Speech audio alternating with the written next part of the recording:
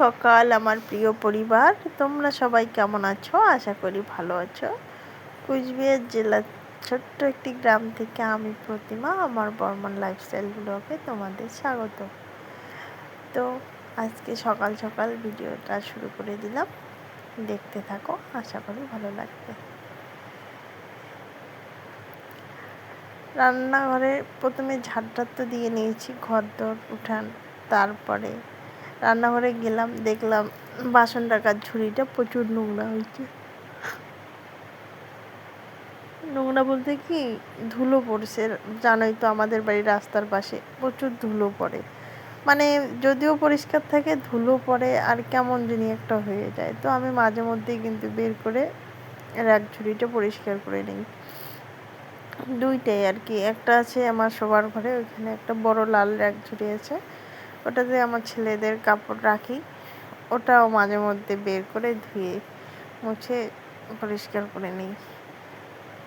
জানি না, রাস্তার পাশে বাড়ি দেখে বুঝি এমন হয়। আর আমাদের বাড়িতে তো একটু ধুলোটা বেশি, কেন বলো তো, চড়া জায়গা না, তাই। তো সকাল সকাল এই যে ওইদিকে মোটর চালু করে দিয়েছি, দিয়ে র্যাকটা মেজে নিচ্ছি। আর ছেলেকে, মানে দুই ছেলের খাওয়া হয়ে গেছে, বড় ছেলে ও পড়তেছে, আর ছোট ছেলেকে ও ঠাকুর দাদাদের বাড়িতে দিয়ে আসি। আজকে আছে বড় ছেলের পরীক্ষা, তাই ও পড়তেছে সকালবেলা, আজকে থেকে ওদের পরীক্ষা শুরু হবে। আমি এবার এগুলো করে স্নান করে তাড়াতাড়ি রান্না করব, কারণ ও যাবে পরীক্ষা দিতে। এই হচ্ছে আমার কাজ ডেইলি দিনের। বাচ্চা সামলিয়ে আমাকে এগুলো সব করতে লাগে। অনেকে বলে সংসার নাকি সুখের হয় রমণীর গুণে, যদি বাড়ির লক্ষ্মী ভালো হয় তাহলে নাকি সংসার ভালো হয়। তো আমি আজ পর্যন্ত শুধু একাই বাড়িতে পড়ে যাচ্ছি, জানো। বর তো থাকে না বাড়িতে, ও থাকে বিদেশে। আমাদের ইনকাম বলতে বাইরে, আমার বর বিদেশে থাকে, তাই আমরা ভালোভাবে চলতে পারি। কি করব বলো তো, বাড়িতে এসে পোষায় না। আর শ্বশুর শাশুড়ি তো এখনও আমাদের জমি জমা দেয় না কিছু, আর যতটুকু চাষাবাদ করি এটা তো আমরা বন্ধক নিয়েছি, তাই করতে পারি। তাই আর কি করব, ওইখানেই আছে। বাচ্চা কাচ্চা তো ভালো করে মানুষ করতে লাগবে, তাই কষ্ট করেই থাকি আমি বাড়িতে দুই বাচ্চাকে নিয়ে। আর শ্বশুর শাশুড়ি ওরা তো আলাদা বাড়ি।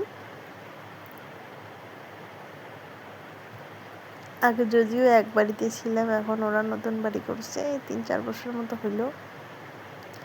আর আমরা আগে তো 2 মা ছেলেতে থাকতাম, এখন ছোট এই তো হইলো 1.5 বছরের মতো, এখন 3 জনেতে থাকি। মাঝে মাঝে কোনো, মানে কি বলতো, মাঝে মাঝে কোনো ইয়ে হয় না আমার। মাঝে মাঝে কাজ করি, ভালোই লাগে, শরীর টরীর যখন ভালো থাকে কোনো মানে কমপ্লেন থাকে না বরের কাছে। যখন শরীরটা খারাপ থাকে তবু আমাকে সব কাজ করতে লাগে, তখন না জানি না কেন খুব রাগ উঠে যায়। আর রাগ তো আমি কাউকে দেখাইতে পারি না, ওকে ছাড়া। ফোন করে ওকেই বলবো এটা সেটা, মাথা গরম হয়ে গেলে তাই করি। আর গ্রামে থাকি, জানোই তো, গ্রামে থাকলে কতটা ঝাড় দিতে লাগে, বাড়ির কত কাজ, 2টো বাচ্চা, তার মধ্যে আর তো কেউ সেরকম নাই। মনে করো আমি মাঝে মধ্যে ওদের বাড়িতে গিয়ে দিয়ে আসি, তাও ওদেরও তো কাজ, যখন কাজ থাকে না নেয়, কিন্তু কাজ থাকলে তো কাজটা রেখে আর আমার বাচ্চাটাকে নেয় না, তাই আর কি মাঝে মধ্যে খুব কষ্ট হয়। কিন্তু কি আর করব বলো, ভাবি হয়তো মেয়েদের জীবনটাই এরকম। সারাদিন এভাবে কঠোর পরিশ্রম করে, এই যে দেখো এখন কত বাসন, এই বাসনগুলো নোংরা কিন্তু না, এই বাসনগুলোতে এই যে ধুলা পড়ে গেছে, কতগুলো ব্যবহার করি, কতগুলো, সবগুলোতে ব্যবহার হয় না, যদিও অনেক বাসন তুলে রাখা আছে। তারপরে এই যে করতেছি, বাসনটা মেজে নিয়ে একবারে স্নান করে নিব, তারপরে রান্না বসিয়ে দিব। তাড়াহুড়ো করতেছি, ছেলের স্কুল আছে তো। আমার হইলো কি, সকালবেলাটা আমার প্রচুর চাপ পড়ে। বাচ্চা সামলাও, বাচ্চা খাওয়াও, ঘর দোরের কাজ করো, গরু বের করো, গরুকে বাঁধো, আবার এদিকে রান্না কমপ্লিট করো, ঠাকুর দাও, কি আর করবো, এইগুলোই কাজ। আর যদি এখানে সেখানে যাইতে লাগে, সব কিছু তো আমিই করি না, অন্য আর কি করবো বলো। তাই যে থালগুলো মেজে নিচ্ছি। আর অনেকের মনে প্রশ্ন থাকতে পারে যে কেন আমি কি বাবার বাড়িতে যাই না। সত্যি আমি বাবার বাড়িতে যাই না, অনেক দিন পর পর যাই, 1-1.5 বছর পর পর, হয়তো বা 6 মাসের আগে তো কোনো দিনই যাই না। আগে যখন নতুন বিয়ে হয়েছিল প্রতি মাসে যেতাম, আর সময়ের সাথে সাথে এতটা পরিবর্তন হয়ে যাচ্ছে যে যাই না। তার মধ্যে তো আমার মা বাড়িতে থাকে না, আমার মাও বিদেশে থাকে। আমার বলতে কোনো লজ্জা করে না, আমার মাও বিদেশে থাকে, আমার মা লোকের বাড়িতে কাজ করে আমাদের পড়াশোনা করাইছে।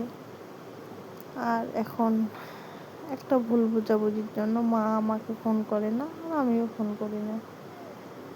মাঝে মধ্যে মনে হয় যে সবার মা ফোন করে, খোঁজ নেয় নাতি নাতির মেয়ের। আমার মায়ের কি একবারও মনে পড়ে না যে তার আরও একটা মেয়ে আছে, নাতি নাতনি আছে, তারা কেমন আছে নাই? তো মা করে না। তো আমি ভাবি যে ঠিক আছে, করে না তো ভালো কথা। আমার মায়ের যদি না কথা বলে চলে যায়, তাহলে আমার কেন চলে না? আমারও চলছে। আমি এখন মনে করি যে না, আমি একাই, আমি, আমার 2 বাচ্চা আর আমার বর, এটাই আমার জীবন। মাঝে মধ্যে সেটা মনে হয়, আবার মাঝে মধ্যে খুবই খারাপ লাগে যে মা আমাকে ফোন করে না। তো কী আর করবো বলো। অনেক অনেক কথা আছে যেগুলা শেয়ার করতে চাই, আবার ভাবি যে মানুষ বলবে যে নিজের মায়ের কথা এভাবে বলে, তাই কাউকে বলি না। নিজের মনের মধ্যেই অনেক চাপা কষ্ট আছে, থাক, সেগুলো না হয় মনেই চাপা পড়ে থাক। কী আর করবো বলো। ভাবি যে হয়তো বা আমি খারাপ, তাই আমার মাও আমার সাথে এরকম করে, অন্য কারোর সাথে তো করে না বলো। এই আর কি, তো আছি এরকম করে। আর আমি কি বলো তো, আমি না, মানে কথা আছে না যে একটা উচিত কথা, সেই উচিত কথাটা খুব তাড়াতাড়ি সবার মুখের ওপর বলে দেই। তো এর জন্যে আমাকে অনেকে পছন্দ করে না। তো কি করব বলো, এটা তো আমার স্বভাব। কারোর জন্য তো আর আমি নিজেকে পাল্টাইতে পারবো না। আমি মনে করি যে আমি কেন কারোর জন্য পাল্টাবো, আমি যেরকম তো আমি সেরকমই থেকে যাব। আমি কারোর জন্য পাল্টাতে পারবো না, সে আমার বড় হোক বা অন্য কেউ। আমি এরকমই, উচিত কথা মানুষের মুখের উপর বলে দিই। তো কী করবো বলো, তার জন্য কি আমার স্বভাবটা পাল্টাবো? হয় মাঝে মধ্যে মন খুবই খারাপ হয়, মনে হয় যে কথা বলি কারোর সাথে, কিন্তু সবাই তো আর কথা বলতে চায় না বলো। আমি মনে করি এখন যে স্বার্থ ছাড়া না দুনিয়া চলে না। সে মা, ভাই, বোন, বাপ, স্বামী, শ্বশুরবাড়ির লোক, পাড়া প্রতিবেশী, সবাই না স্বার্থে চলে।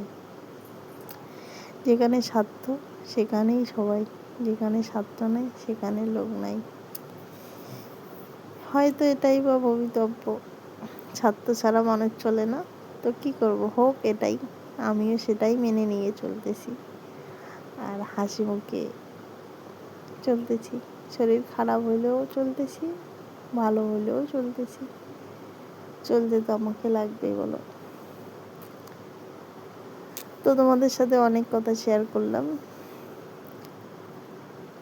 সত্যি বলতেছি, আমার সেরকম কেউ নাই যাকে আমি আমার মন খুলে সব কথা বলতে পারি, আমার সব মনের কথা বলতে পারি, তার কাছ থেকে ভালো ডিসিশান নিতে পারি যে কোনটা করব, কোনটা করলে ভালো হবে। কিন্তু কি বলতো, সবাই তো স্বার্থে চলে। ওই যে বললাম, স্বার্থ না থাকলে কে কেন বা তোমার সাথে কথা বলবে, কেনই বা তোমাকে ডিসিশান দিবে বলো?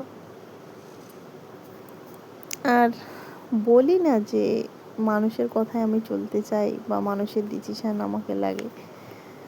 মানুষ বলে না, একটা গাইডনেসের দরকার হয়, বুঝছো?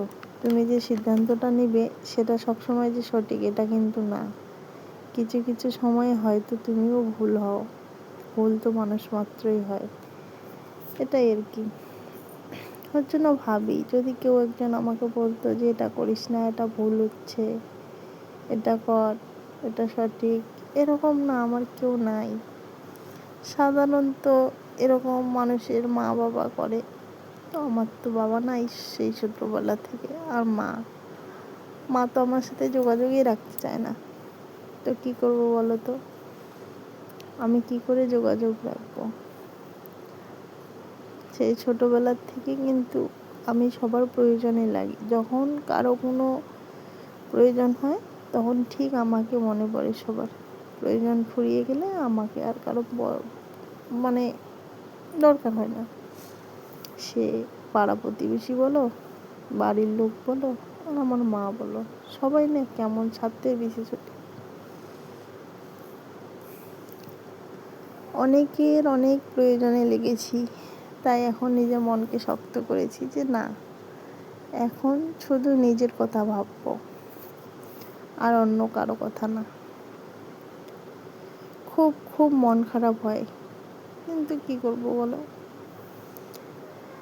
তো অনেক বক বক করে ফেললাম, তারপরে চলে আসলাম এই যে নিত্যদিনের কাজ, স্নান করে ঠাকুর মোছার জন্য চলে আসলাম। আর এক ঝুড়িতে এইখানে দিয়েছি, এখানে শুকিয়ে যাবে এখন। আর কি করব বলো তো? কাজ কাজ কাজ কাজ ছাড়া আর কিছু নেই। এখন তো তবু বাড়ির কাজ, কিছুদিন পরে শুরু হবে আবার বাইরে বাড়ির কাজ। এখানে তো বসিয়ে দিয়েছি গ্যাসের মধ্যে ভাত হচ্ছে, আর এখানে মসুর ডাল আর আতপ চাল ভিজিয়ে রেখেছি, বড়া করব। তারপরে আর বাকি রান্নাটা তোমাদের সাথে শেয়ার করলাম না। এদিকে এই যে খাইতে বসে গেছি, খুব খিদে পাইছে। ছেলে তো খেয়ে স্কুলে চলে গেছে, আর আমি এখন খাইতেছি।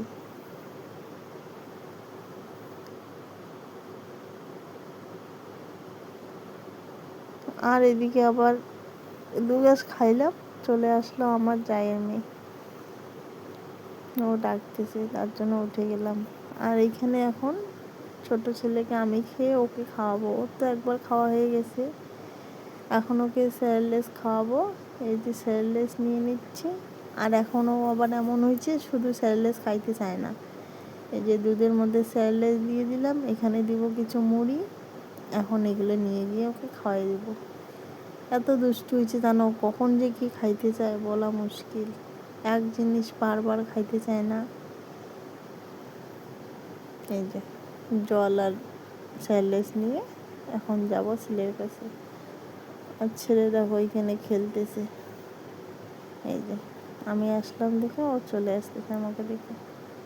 এই যে কি রৌদ্র উঠছে দেখো, এই রৌদ্রের মধ্যে এরকম করে ঘুরতে চায়। আর এইখানে এই যে ওর ঠাকুরদাদা বসে আছে, আর আমি এই যে গল্প করতেছি আর ছেলেকে খাওয়াবো। ছেলে করে যত দুষ্টামি, আর আমি সারাদিন ওর পিছে ছুটবো, এই হচ্ছে কাজ। আর জানো সেদিন যেদিনের এই ভিডিওটা কালকে রাত্রিবেলা ও যেন 1টার সময় ঘুমোইছে, কেউ বিশ্বাস করবে না। সন্ধ্যাতেই ঘুমোইছে, 1 ঘন্টার মতো ঘুমানোর পর রাত 1টার দিকে ঘুমোইছে। এই যে তারপর চলে আসলো বৃষ্টি, এই বৃষ্টি সারা রাত্রি চলবে, আর আমার ছেলে রাত 1টার সময় ঘুমোবে। তো কী করব? তো টাটা বন্ধুরা, যদি আমার ভিডিও ভালো লাগে তাহলে একটা লাইক কমেন্ট করে দিও, আর নতুন হলে চ্যানেলটাকে সাবস্ক্রাইব করে দিও। এই দেখো বৃষ্টি, প্রচুর বৃষ্টি চলে আসছে, দেখছো? এই বৃষ্টি এখন দেখো সন্ধ্যা লাগে নাই, কিন্তু সন্ধ্যার আগ মুহূর্ত।